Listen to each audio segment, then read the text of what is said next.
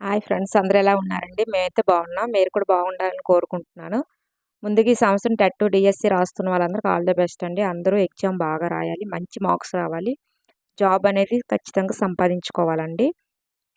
అందరూ బాగా చదువుతున్నారని అనుకుంటున్నానండి. మనకి డేట్స్ కూడా దగ్గర పడుతున్నాయి. టెట్‌కి సంబంధించి ముందు టెట్టే మనకి వస్తది కాబట్టి, టెట్ ముందు మనం బాగా రాస్తే ఆ మార్క్స్ డీఎస్సీలో మనకు కవర్ అవుతాయండి. ఒక డీఎస్సీలో మనకు 1, 2 తక్కువొచ్చిన మార్క్స్ ఈ టెట్ ద్వారా మనకి మార్క్స్ అనేవి కలపడం జరుగుతుంది. చాలామంది టెట్‌లో ఎక్కువ మార్క్స్ వస్తాయండి. డీఎస్సీలో తక్కువొచ్చినా సరే వాళ్ళకి మార్క్స్ జాబ్ అనేది ఖచ్చితంగా వస్తదండి.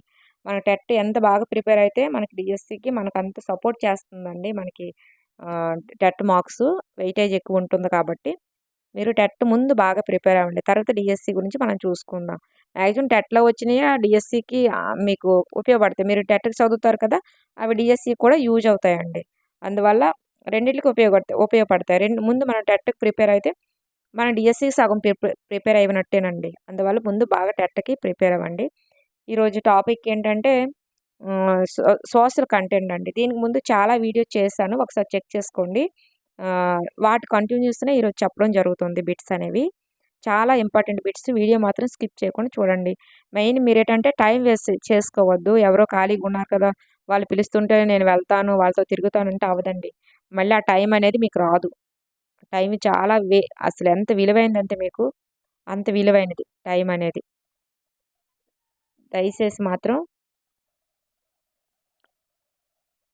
దయచేసి మాత్రం టైం వేస్ట్ చేసుకోకండి. మీరు తర్వాత బాధపడతారు. ఎందుకని చెప్తున్నానంటే మేము కూడా అలా చదివి ఈ స్థాయికొచ్చిన వాళ్ళండి. మేము అన్నీ ఆలోచించి చదువుకొని మాకు దేవుడి దయ వల్ల జాబ్ కూడా వచ్చింది. చక్కగా జాబ్ చేసుకుంటున్నాం. మాలాగే మీరు కూడా సెటిల్ అవ్వాలని కోరుకుంటున్నానండి. అందుకే అసలు నాకు టైం లేకపోయినా సరే నేను వీడియోస్ చేసి పెడుతున్నాను మీకోసం మాత్రమే. దయచేసి అర్థం చేసుకోండి ఎందుకు చెప్తున్నాననేది. తర్వాత మీరు బాధపడకూడదని. ఓకే అండి. ఇగో ఈ బిట్స్ అని నేను చెప్పిన బిట్స్ అండి ఇవి. ఈ బిట్స్ అని నేను చెప్పేసాను. చాలా బిట్స్ ముందు చెప్పాను. అందులో కొన్ని బిట్స్ మీకు చూపిస్తాను. ఇవన్నీ మీకు నిన్న బిట్స్‌లో చెప్పడం జరిగింది ఇవి. ఈ బిట్స్ మీకు కావాలంటే వీడియోస్ అనేవి ఒకసారి ఛానెల్ చెక్ చేయండి. అవి అందులో ఉంటాయి ఈ బిట్స్ అనేవి. నేను చెప్పాను. అవి జస్ట్ మామూలుగా మీకు చూపిస్తున్నాను. ఇప్పుడు మనం ఇవి ఇక్కడి నుంచి స్టార్ట్ చేద్దామండి. సమానత, సుస్థిర అభివృద్ధి. సమానత, సుస్థిర అభివృద్ధి అండి. ఇందులో ఫస్ట్ మనం బిట్ చూద్దామండి. అభివృద్ధిని కొలవడానికి మెరుగైన కొలమానం. అభివృద్ధిని కొలవడానికి మెరుగైన కొలమానం అండి. మానవ అభివృద్ధి సూచికండి అది. మానవ అభివృద్ధి సూచిక. నెక్స్ట్ రెండోది చూసుకుంటే ఒక దేశంలో ఉత్పత్తి అయిన వస్తు సేవల విలువను ఏమంటామండి? స్థూల జాతీయోత్పత్తి. ఒక దేశంలో ఉత్పత్తి అయిన వస్తు సేవల విలువలను ఏమంటామంటే స్థూల జాతీయోత్పత్తి అని అంటాము. నెక్స్ట్ హెచ్డిఐ అనగా అన్నాడండి మానవ అభివృద్ధి సూచిక లేదా ఇండెక్స్. హ్యూమన్ డెవలప్మెంట్ ఇండెక్స్ అండి. హెచ్డిఐ ఖచ్చితంగా ఎబ్రివేషన్‌కి సంబంధించి ఒక బిట్ ఖచ్చితంగా ఇస్తాడండి. హెచ్డిఐ అనగంటే తెలుగులో అయితే మానవ అభివృద్ధి సూచిక లేదా హ్యూమన్ డెవలప్మెంట్ ఇండెక్స్ అండి ఇంగ్లీష్‌లో అయితే. నెక్స్ట్ మనం చూసుకుంటే భారతదేశంలో నిషేధించబడిన పురుగుల మందు ఏంటంటే ఎండోసల్ఫాన్ అండి. భారతదేశంలో నిషేధించబడిన పురుగుల మందండి ఎండోసల్ఫాన్. నెక్స్ట్ ఐదోది చూసుకుంటే నిశ్శబ్ద వసంతం లేదా సైలెంట్ స్ప్రింగ్ అనే గ్రంథ రాసినది ఎవరంటే రాచెల్ కార్సన్. Rachel Carson. నిశ్శబ్ద వసంతం లేదా సైలెంట్ స్ప్రింగ్ అనే గ్రంథ రాసింది రాచెల్ కార్సన్ అండి. నెక్స్ట్ ఆరోది మనం చూసుకుంటే సహజ పెట్టుబడి అని పిలువబడేది ఏంటండి? పర్యావరణం. సహజ పెట్టుబడి అని పిలువబడేది ఏంటండి? పర్యావరణం. నెక్స్ట్ మనం చూసుకుంటే ఏడోది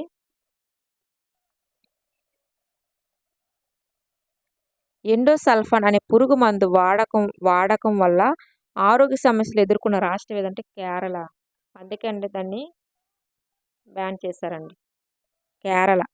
ఎండోసల్ఫాన్ అనే పురుగు మందు వాడడం వల్ల ఆరోగ్య సమస్యలు ఎక్కువ ఎదుర్కొన్న రాష్ట్రం ఏంటంటే కేరళ రాష్ట్రం అండి. ఎండోసల్ఫాన్ వాడకం ఈ హక్కుకు భంగం కలిగిస్తున్నదని న్యాయస్థానం పేర్కొంది. దేనికి? జీవించే హక్కుకి. ఎండోసల్ఫాన్ వాడకం ఈ హక్కుకు భంగం కలిగిస్తున్నదని న్యాయస్థానం పేర్కొందంటే జీవించే హక్కుకండి. నెక్స్ట్ మనం 9 చూసుకుంటే సహజ వనరులను అందించటంలో పర్యావరణ సామర్థ్యాన్ని ఏమంటారంటే పర్యావరణ వనరుల సరఫరా నిధి. పర్యావరణ వనరుల సరఫరా నిధి అండి. నెక్స్ట్ 10ది మనం చూసుకుంటే కాలుష్యాన్ని పర్యావరణం గ్రహించి ప్రమాదరహితంగా మార్చే శక్తిని ఏమంటామంటే పర్యావరణాన్ని శుద్ధి చేసే నిధి. కాలుష్యాన్ని పర్యావరణం గ్రహించి ప్రమాదరహితంగా మార్చే శక్తిని ఏమంటాము? పర్యావరణ శుద్ధి చేసే నిధి అని అంటాము. అలాగే వర్షపు నీరు భూమి లోపలి పొరలోకి ఇంకడాన్ని ఏమంటామంటే భూగర్భ జలాల పునరుద్ధరణ. వర్షపు నీరు భూమి లోపలి పొరలోకి ఇంకడాన్ని ఏమంటామంటే భూగర్భ జలాల పునరుద్ధరణ. నెక్స్ట్ పర్యావరణ కాలుష్యానికి ఒక ప్రధాన కారణం ఏంటంటే వాహనాల నుండి వచ్చే పొగండి. మెయిన్ అదేనండి. పర్యావరణ కాలుష్యానికి ప్రధాన కారణం ఏంటంటే వాహనాల నుంచి పొగ, ఫ్యాక్టరీల నుండి వచ్చే పొగ. అదే దానివల్ల మనకి పర్యావరణం అనేది ఎక్కువ కాలుష్యం అవుతుంది. నెక్స్ట్ మనకి పర్యావరణ క్షీణతను అరికట్టడానికి రైతులు అనుసరించాల్సిన వ్యవసాయ విధానం ఏంటంటే సేంద్రియ వ్యవసాయం అండి. సేంద్రియ వ్యవసాయం. పర్యావరణ క్షీణతను అరికట్టడానికి రైతులు అనుసరించాల్సిన వ్యవసాయ విధానం ఏంటంటే సేంద్రియ వ్యవసాయం. నెక్స్ట్ ప్రపంచంలో అతిపెద్ద జల విద్యుత్ ప్రాజెక్టులో ఒకటి ఏదంటే నర్మదా లోయ అభివృద్ధి పథకం. నర్మదా లోయ అభివృద్ధి పథకం ప్రపంచంలో అతిపెద్ద జల విద్యుత్ ప్రాజెక్టులో ఒకటి ఏంటంటే నర్మదా లోయ అభివృద్ధి పథకం. నెక్స్ట్ 16ది 1994లో సర్దార్ సరోవర్ ప్రాజెక్ట్ నిర్మాణాన్ని వ్యతిరేకిస్తూ అప్పటి మధ్యప్రదేశ్ ముఖ్యమంత్రి లేఖ రాసింది ఎవరంటే బావా మహాలియా అండి. 1994 సర్దార్ సరోవర్ ప్రాజెక్ట్ నిర్మాణాన్ని వ్యతిరేకిస్తూ అప్పటి మధ్యప్రదేశ్ ముఖ్యమంత్రికి లేఖ రాసింది అంటే బావా మహాలియో అండి. నెక్స్ట్ మనం చూసుకుంటే 17దండి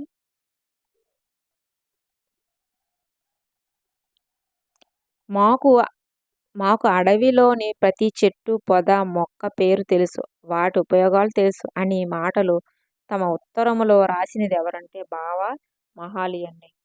మాకు అడవిలోని ప్రతి చెట్టు, పొద, మొక్క పేరు మాకు తెలుసు, వాటి ఉపయోగాలు కూడా మాకు తెలుసు అనే మాటలు తమ ఉత్తరంలో రాసినది ఎవరంటే బావా మహాలి అండి. నెక్స్ట్ సర్దార్ సరోవర్ ప్రాజెక్టుకు వ్యతిరేకంగా జరిగిన ఉద్యమం ఏంటంటే నర్మదా బచావ్ ఆందోళన్. నర్మదా బచావ్ ఆందోళన్. చూడండి, సర్దార్ సరోవర్ ప్రాజెక్టుకు వ్యతిరేకంగా జరిగిన ఉద్యమం ఏంటంటే నర్మదా బచావ్ ఆందోళన్. నెక్స్ట్ చిప్కో ఉద్యమం జరిగిన రాష్ట్రం ఏదంటే ఉత్తరాఖండ్ అండి. చిప్కో ఉద్యమం జరిగిన రాష్ట్రం ఏదంటే ఉత్తరాఖండ్. నెక్స్ట్ చిప్కో ఉద్యమం ప్రారంభమైన సంవత్సరం ఏంటి? 1970 అండి. ఉద్యమం జరిగిన రాష్ట్రం ఏంటి? ఉత్తరాఖండ్. ప్రారంభమైన సంవత్సరం ఏంటి? 1970 అండి. నెక్స్ట్ చిప్కో ఉద్యమం దేనికి వ్యతిరేకంగా జరిగిందంటే అడవుల నరికివేతకు. చిప్కో ఉద్యమం దేనికి వ్యతిరేకంగా జరిగిందండి? అడవుల నరికేతకు. ఎప్పుడు? 1970లో. ఎక్కడ? ఉత్తరాఖండ్కి అండి. నెక్స్ట్ చిప్కో అంటే ఏమిటి? చెట్లను హత్తుకుపోవడం. ఏంటండి? చెట్లను హత్తుకుపోవడం అండి. చిప్కో అంటే దానికి అర్థం ఏంటి? చెట్లను హత్తుకుపోవడం. నెక్స్ట్ ఆరోగ్యకరమైన పర్యావరణానికి హక్కు అనేది ఏ ప్రాథమిక హక్కులో భాగం అన్నాడండి? జీవించే హక్కులో భాగం అండి. నెక్స్ట్ రసాయనిక ఎరువులు, పురుగు మందులు వాడటాన్ని నిషేధించిన రాష్ట్రం అంటే సిక్కిం. రసాయనిక ఎరువులు, పురుగు మందులు వాడడాన్ని నిషేధించిన రాష్ట్రం ఏంటంటే సిక్కిం రాష్ట్రం అండి. రసాయన ఎరువులు కానీ పురుగు మందులు కానీ అసలు ఆ రాష్ట్రంలో అసలు వాడరండి, సిక్కిం రాష్ట్రంలో. నెక్స్ట్ మనం చూసుకుంటే 25ది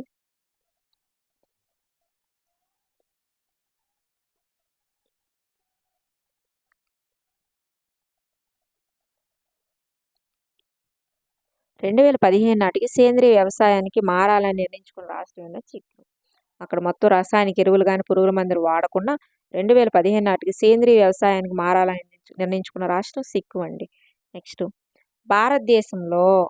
భారతదేశంలోని మొత్తం సాగు భూములు వర్షాధారమైనది ఏంటంటే 9.7 కోట్ల హెక్టార్లు. భారతదేశంలో మొత్తం సాగు భూములు వర్షాధారానికి ఆధారమైన భూమి ఎంత అంటే 9.2 కోట్ల హెక్టార్లు అండి. నెక్స్ట్ పీడిఎస్ అనగా ప్రజా పంపిణీ వ్యవస్థ లేదా పబ్లిక్ డిస్ట్రిబ్యూషన్ సిస్టమ్ అండి. పీడిఎస్ అనగా ప్రజా పంపిణీ వ్యవస్థ లేదా పబ్లిక్ డిస్ట్రిబ్యూషన్ సిస్టమ్ అని అంటామండి. ఎబ్రివేషన్‌కి సంబంధించి ఖచ్చితంగా బిట్స్ ఇస్తారు. ఒకసారి చెక్ చేసుకోండి. చాలా ఇంపార్టెంటు. నెక్స్ట్ ప్రపంచ యుద్ధాల మధ్య ప్రపంచం 1900, 1950 మధ్య అండి. మొదటి భాగం అండి. ప్రపంచ యుద్ధాల మధ్య ప్రపంచం 1900 నుంచి 1950 వరకు. నెక్స్ట్ మనం చూసుకుంటే అందులో బిట్టు 20వ శతాబ్దపు ఆరంభంలో ప్రపంచ జనాభా ఎంత? 20వ శతాబ్ద ఆరంభంలో ప్రపంచ జనాభా ఎంత అంటే 160 కోట్లండి. 20వ శతాబ్దంలో. నెక్స్ట్ పారిశ్రామిక అగ్రగామిగా పేరు పొందిన దేశం ఏంటంటే బ్రిటన్. పారిశ్రామికంగా అభివృద్ధి చెందిన దేశం ఏదంటే బ్రిటన్ అండి. 20వ శతాబ్దాన్ని తీవ్ర సంచలనాల యుగంగా పేర్కొన్నది ఎరిక్ హబ్స్ బామ్ అండి. 20వ శతాబ్దాన్ని తీవ్ర సంచలనాల యుగంగా పేర్కొన్నది ఎరిక్ హబ్స్ బాము. నెక్స్ట్ తీవ్ర ఆర్థిక మాంద్యం వచ్చిన కాలం. తీవ్ర ఆర్థిక మాంద్యం వచ్చిన కాలం ఏంటంటే 1929లో అండి. తీవ్ర ఆర్థిక మాంద్యం వచ్చిన కాలం అండి. నెక్స్ట్ అంతర్జాతీయ మహిళల ఓటు హక్కు ఉద్యమ సంస్థ ఏర్పడిన సంవత్సరం అంటే 1914. అంతర్జాతీయ మహిళలకు ఓటు హక్కు ఉద్యమ సంస్థ ఏర్పడిన సంవత్సరం 1914. నెక్స్ట్ మనం చూసుకుంటే మొదటి ప్రపంచ యుద్ధం కాలం ఎప్పుడండి? 1914 నుంచి 1918. మొదటి ప్రపంచ యుద్ధ కాలం 1914 నుంచి 1918 వరకు. మొదటి ప్రపంచ యుద్ధం ప్రారంభమైన సంవత్సరం ఏంటి? 1914 ఆగస్టు 1వ తేదీనండి. ఎప్పుడు మొదటి ప్రపంచ యుద్ధ కాలం అంటే 1914, 1918 అండి. అది ఎప్పుడు స్టార్ట్ అయింది? 1914 ఆగస్టు 1న స్టార్ట్ అయిందండి మొదటి ప్రపంచ యుద్ధం అనేది. ఒకటి. నెక్స్ట్ చూసుకోండి మొదటి ప్రపంచ యుద్ధం ముగిసిన సంవత్సరం ఎప్పుడు ముగిసిందండి? 1918లో అండి. 1918లో ముగిసింది. 1914 స్టార్ట్ అయ్యి 1918లో ముగిసింది. నెక్స్ట్ 9వది మనం చూసుకోండి. డాష్ ఓటమితో మొదటి ప్రపంచ యుద్ధం ముగిసింది. జర్మనీ ఓటమితో మొదటి ప్రపంచ యుద్ధం ముగిసిందండి. జర్మనీ ఓటమితో మొదటి ప్రపంచ యుద్ధం ముగిసిపోయిందండి 1918లో. నెక్స్ట్ రెండవ ప్రపంచ యుద్ధ కాలం ఎప్పుడంటే 1939-45. 1939-45 అండి. మొదటి ప్రపంచ యుద్ధ కాలం అంతే 1914, 1918. రెండవ ప్రపంచ యుద్ధ కాలం అంతే 1939-45 అండి. 16వ శతాబ్దంలో ప్రతి 1000 మందికి ఎంతమంది చనిపోయారంటే 3.2 మంది అండి. 16వ శతాబ్దంలో ప్రతి 1000 మందికి ఎంతమంది చనిపోయారండి? 3.2 మంది. నెక్స్ట్ 20వ శతాబ్దంలో ప్రతి 1000 మందికి ఎంతమంది చనిపోయారండి? 44.4 మంది అండి. 20వ శతాబ్దంలో అది. నెక్స్ట్ మనం చూసుకుంటే 13వది మొదటి ప్రపంచ యుద్ధంలో బ్రిటన్ తరపున పోరాడి చనిపోయిన భారతీయులు ఎంతమంది అంటే 75,000 మంది అండి. చూడండి ఇక్కడ 75,000 మంది. మొదటి ప్రపంచ యుద్ధంలో బ్రిటన్ తరపున పోరాడి చనిపోయిన మన భారతీయులు ఎంతమంది అంటే 75,000 మంది చనిపోయారండి మొదటి ప్రపంచ యుద్ధంలో. అది బ్రిటన్ తరపున, మన దేశం తరపున కాదు, బ్రిటన్ దేశం తరపున అండి.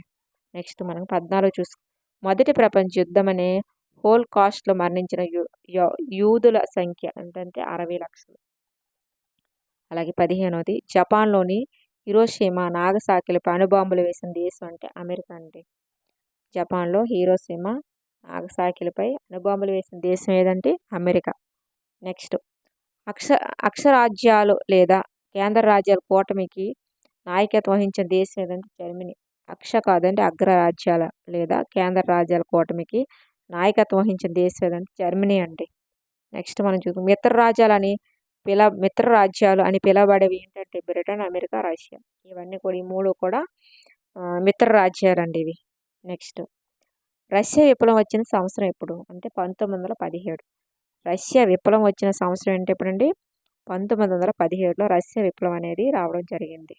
నెక్స్ట్ మనం చూసుకుంటే 19 అండి. వర్షల్ సంధి జరిగిన సంవత్సరం. వర్షల్ సంధి జరిగిన సంవత్సరం ఎప్పుడండి? 1919. వర్షల్ సంధి జరిగిన సంవత్సరం 1919. అలాగే నానాజాతి సమితి ఏర్పాటైన సంవత్సరం ఎప్పుడండి? 1919. వర్షల్ సంధి జరిగిన సంవత్సరం, నానాజాతి సమితి ఏర్పాటైన సంవత్సరం రెండు కూడా 1919లోనండి. నెక్స్ట్ జర్మనీ హిట్లర్ అధికారంలోకి వచ్చిన సంవత్సరం ఎప్పుడండి? 1933. జర్మనీ హిట్లర్ అధికారంలోకి వచ్చిన సంవత్సరం 1933. నెక్స్ట్ రెండవ ప్రపంచ యుద్ధం ప్రారంభమైన సంవత్సరం అంటే 1939. చూడండి, జర్మనీ హిట్లర్ అధికారంలోకి వచ్చిన సంవత్సరం 1933. రెండవ ప్రపంచ యుద్ధం ప్రారంభమైన సంవత్సరం ఎప్పుడు? 1939. నెక్స్ట్ ఐక్యరాజ్య సమితి ఏర్పాటైన సంవత్సరం ఎప్పుడంటే 1945. ఐక్యరాజ్య సమితి ఏర్పాటైన సంవత్సరం ఎప్పుడండి? 1945. నెక్స్ట్ రెండవ ప్రపంచ యుద్ధం ముగిసిన సంవత్సరం ఎప్పుడండి? 1945. 1945 ఆగస్టులోనే ముగియడం జరిగింది. నెక్స్ట్ మనం చూసుకుంటే 26ది రెండవ ప్రపంచ యుద్ధాల మధ్య వ్యవధి ఎంత? 21 సంవత్సరాలండి. రెండు ప్రపంచ యుద్ధాల మధ్య జరిగిన మొదటి ప్రపంచ యుద్ధానికి రెండవ ప్రపంచ యుద్ధానికి మధ్య ఎన్ని సంవత్సరాల గ్యాప్ వచ్చిందంటే 21 సంవత్సరాలండి. మొదటి ప్రపంచ యుద్ధానికి తక్షణ కారణం ఏంటంటే ఆస్ట్రియా యువరాజు ఫెర్డినాండ్ హత్య అండి. మొదటి ప్రపంచ యుద్ధానికి కారణం ఏంటి? అసలు యుద్ధం జరగడానికి కారణం ఏంటంటే ఆస్ట్రియా యువరాజు ఫెర్డినాండ్ హత్య చేయబడ్డారు. అందువల్ల మొదటి ప్రపంచ యుద్ధం అనేది రావడం జరిగింది. ఆస్ట్రియా యువరాజు ఫెర్డినాండ్ హత్య జరిగిన తేదీ ఎప్పుడంటే 1914 జూన్ అండి. 1914 జూన్ 28న హత్య చేయబడింది. 1914 ఆగస్టులో మనకి యుద్ధం అనేది స్టార్ట్ అయింది. అంటే మనకి వెంటనే ఎన్ని రోజులు 3 డేస్లోనే యుద్ధం అనేది స్టార్ట్ అయిపోయింది. నెక్స్ట్ ఆస్ట్రియా యువరాజు ఫెర్డినాండ్ను హత్య చేసిన ఉన్మాది ఈ దేశీయుడు. ఏ దేశీయుడు అండి? సెర్బియా దేశానికి చెందిన అతను. ఆ సెర్బియా దేశానికి చెందిన అతను ఆస్ట్రియా యువరాజు అయిన ఫెర్డినాండ్ హత్య చేశారండి. అందువల్ల మనకి మొదటి ప్రపంచ యుద్ధం అనేది రావడం జరిగింది. అలాగే మొదటి ప్రపంచ యుద్ధం ఈ దేశాల మధ్య ప్రారంభమైంది. ఆస్ట్రియా సెర్బియా దేశాల మధ్య ప్రారంభమైందండి. ఆస్ట్రియా సెర్బియా దేశాల మధ్య జరిగింది. రెండవ ప్రపంచ యుద్ధం ప్రారంభమైన తేదీ ఎప్పుడండి? 1939 సెప్టెంబరు 1న. రెండవ ప్రపంచ యుద్ధానికి తక్షణ కారణం అంటే హిట్లర్ పోలాండ్పై దాడి చేయడం. రెండవ ప్రపంచానికి యుద్ధ కారణం ఏంటంటే హిట్లర్ పోలాండ్పై దాడి చేయడం. అలాగే మొదటి ప్రపంచ యుద్ధానికి కారణం ఏంటి? ఆస్ట్రియా యువరాజు ఫెర్డినాండ్పై హత్య చేయడం. చూడండి, రెండు కన్ఫ్యూజ్ అవుతుంటారు. ప్రపంచ యుద్ధాలకు ప్రధాన కారణం ఏంటంటే దురహంకారపూరిత జాతీయవాదం, సామ్రాజ్యవాదం, రహస్య ఒప్పందాలు, సైనికవాదం ఇవన్నీ కూడా ప్రపంచ యుద్ధాలకి కారణమయ్యాయండి. నెక్స్ట్ మనం చూసుకుంటే 34 మనం చూసుకుంటే ఆధునిక రాజ్యాలు ఏర్పడడానికి జర్మనీ, ఇటలీ ఏకీకరణ కారణం ఏంటి? ఆధునిక రాజ్యాలు ఏర్పడడానికి జర్మనీ, ఇటలీ ఏకీకరణ కారణం ఏంటని అడుగుతున్నారండి మనకి ఇక్కడ. దురహంకారపూరిత జాతీయవాదం. ఏదైనా యుద్ధాలు అనేవి అలాంటి దురహంకారపూరిత జాతీయవాదం రాజకీయాలు జరిగితేనే మనకి ఇక్కడ యుద్ధాలు అనేవి ఏర్పాటు అవుతాయండి. నెక్స్ట్ ఫాసిజం ఈ దేశానికి చెందినదంటే ఇటలీ. ఫాసిజం దేనికి చెందినదండి? ఇటలీకి. నాజిజం ఏ దేశానికి చెందినది? జర్మనీ. చూడండి, ఫాసిజం అనేది ఇటలీ, నాజిజం అనేది జర్మనీ. ఒకసారి చూసుకొని కన్ఫ్యూజ్ అవుతుంటారు. నెక్స్ట్ మనం సామ్రాజ్యవాదానికి మూల కారణం ఏంటంటే పారిశ్రామిక విప్లవం. సామ్రాజ్యవాదానికి మూల కారణం ఏంటంటే పారిశ్రామిక విప్లవం. నెక్స్ట్ ఐరోపా దేశాల మధ్య వలస ప్రాంతాలు ఆక్రమణ కోసం ఏర్పడిన పోటీని ఏమంటారంటే సామ్రాజ్యవాదం. ఐరోపా దేశాల మధ్య వలస ప్రాంతాలు ఆక్రమణ కోసం ఏర్పడిన పోటీని ఏమంటారంటే సామ్రాజ్యవాదం. జర్మనీ ఛాన్సలర్ ఎవరంటే బిస్మార్క్. జర్మనీ ఛాన్సలర్ ఎవరంటే బిస్మార్క్ అండి. నెక్స్ట్ 40 చూసుకుంటే బిస్మార్క్ ఫ్రాన్స్ను ఒంటరి చేయడానికి ఈ దేశాలతో రహస్య ఒప్పందాలు కుదుర్చుకున్నాడంటే ఆస్ట్రియా, ఇటలీ. బిస్మార్క్ ఫ్రాన్స్ను ఒంటరి చేయడానికి ఏ దేశాలతో ఒప్పందం కుదుర్చుకున్నాడంటే ఆస్ట్రియా, ఇటలీ అండి. నెక్స్ట్ రష్యా, ఫ్రాన్స్, బ్రిటన్ల మిత్ర రాజ్యాల కూటమిగా ఏర్పడ్డ సంవత్సరం ఏంటంటే 1907. రష్యా, ఫ్రాన్స్, బ్రిటన్లు మిత్ర రాజ్యాల కూటమిగా ఏర్పడ్డ సంవత్సరం ఏంటంటే 1907 అండి. నెక్స్ట్ భద్రతకు సైనిక శక్తి మంచి మార్గమని, సమస్యల పరిష్కారానికి యుద్ధమే సరైన విధానమని నమ్మటాన్ని డ్యాస్ అంటారంటే సైనికవాదం. ఏమంటామండి? సైనికవాదం. నెక్స్ట్ 43 చూసుకుంటే మొదటి ప్రపంచ యుద్ధం డ్యాస్ శాంతి ఒప్పందంతో ముగిసిందంటే వర్షియల్స్ అండి. వర్ష శాంతి ఒప్పందంతో ముగిసింది మొదటి ప్రపంచ యుద్ధం. జర్మనీపై సైనిక కోతులు సారీ జర్మనీపై సైనిక కోతలు, భౌగోళిక పరిమితులు విధించిన ఒప్పందం ఏంటంటే వర్షియల్స్ అండి. సరే, జర్మనీపై సైనిక కోతలు, భౌగోళిక పరిమితులను విధించిన ఒప్పందం ఏంటంటే వర్షియల్స్ అండి. నెక్స్ట్,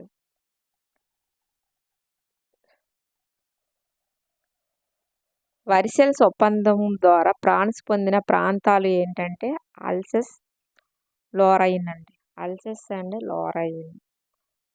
వర్షియల్స్ సమావేశానికి హాజరైన దేశాలు ఏంటంటే 32 దేశాలండి. మొదటి ప్రపంచ యుద్ధం తర్వాత ఏర్పాటైన శాంతి స్థాపక సంస్థ ఏంటంటే నానాజాతి సమితి. మొదటి ప్రపంచ యుద్ధం తర్వాత ఏర్పాటైన శాంతి స్థాపక సంస్థ ఏదంటే నానాజాతి సమితి. నానాజాతి సమితి రూపశిల్పి ఎవరంటే వుడ్రో విల్సన్. నానాజాతి సమితి రూపశిల్పి ఎవరంటే వుడ్రో విల్సన్ అండి. అమెరికా పార్లమెంట్ని ఏమంటామంటే కాంగ్రెస్ అండి. అమెరికా పార్లమెంట్ను కాంగ్రెస్ అని పిలుస్తాము. 1934లో నానాజాతి సమితి సభ్య రాజ్యాల సంఖ్య ఎంత అంటే 58 అండి. అది 1934లో ఒకసారి చూసుకోండి. ఐఎల్ఓ అనగా అంతర్జాతీయ కార్మిక సంఘం లేదా ఇంటర్నేషనల్ లేబర్ ఆర్గనైజేషన్.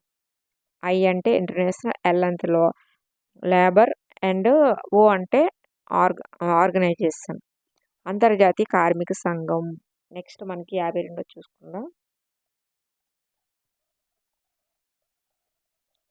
WHO అనగా అంతర్జాతీయ ఆరోగ్య సంస్థ లేదా వరల్డ్ హెల్త్ ఆర్గనైజేషన్.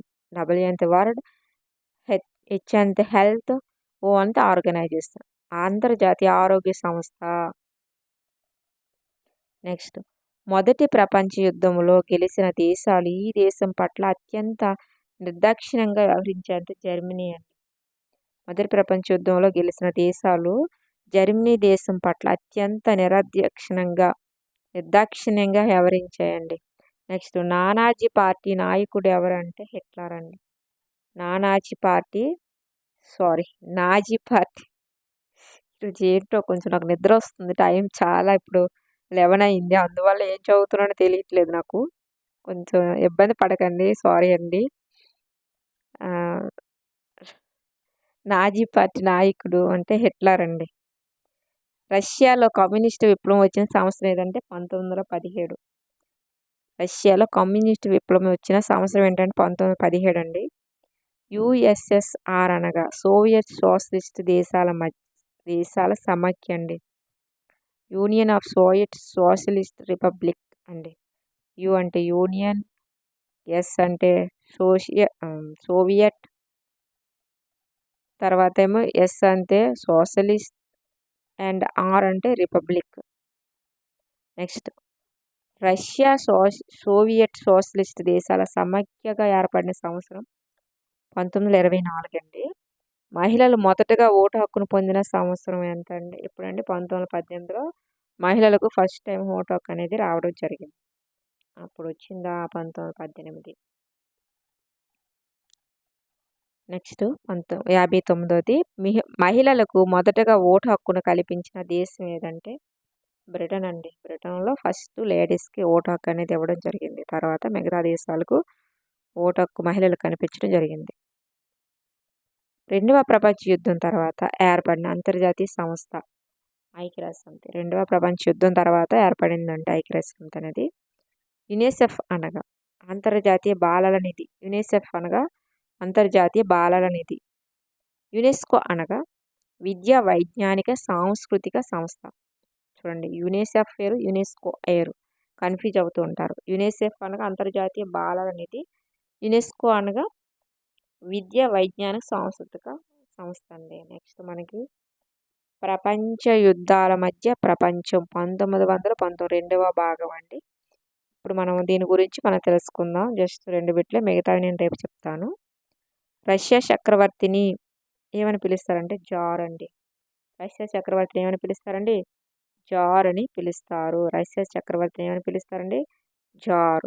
రష్యాలో సోషలిస్ట్ ఉద్యమం వచ్చిన సంవత్సరం ఎప్పుడంటే 1917. రష్యాలో సోషలిస్ట్ ఉద్యమం వచ్చిన సంవత్సరం 1917 అండి. ఇవి మొత్తం బిట్స్ అండి. ఇంకా ఉన్నాయి. నేను బిట్స్ దీనికి సంబంధించి ఇందులో చూడండి 14 చూసుకుంటే మనం 2 బిట్సే చెప్పాను. ఇంకా ఉన్నాయండి. నేను రేపు సైకాలజీ పెడతాను కదా! ఎల్లుండి దీని కంటిన్యూషన్ అనేది వీడియో చేయడం జరుగుతుంది. చాలా ఇంపార్టెంట్ బిట్స్ అండి. వీడియో మాత్రం స్కిప్ చేయకుండా మొత్తం చదవండి. మళ్ళీ చదవండి. మీకు ఎన్ని సార్లు వీలైతే అన్ని సార్లు చదవండి. నెక్స్ట్ వీడియో మాత్రం అది కూడా ఇంపార్టెంట్ బిట్సేనండి. సైకాలజీ గానీ, సోషల్ కంటెంట్ గానీ అన్ని ఇంపార్టెంట్ బిట్స్ మాత్రం చెప్పడం జరుగుతుంది. ఒకసారి కొత్త వాళ్ళైతే ఛానల్ చెక్ చేయండి. ఓకే అండి. టైం వేస్ట్ చేయొద్దు దయచేసి. చదువుతూనే ఉండండి. చదువుతూనే ఉండండి. బోర్ కొట్టేటప్పుడు సెల్‌లో చదవండి. ఓకే అండి. మళ్ళీ మరొక వీడియోతో మళ్ళీ కలుసుకుందాం. బాయ్ అండి. బాగా చదువుకోండి. Okay. Thank you. Thank you so much.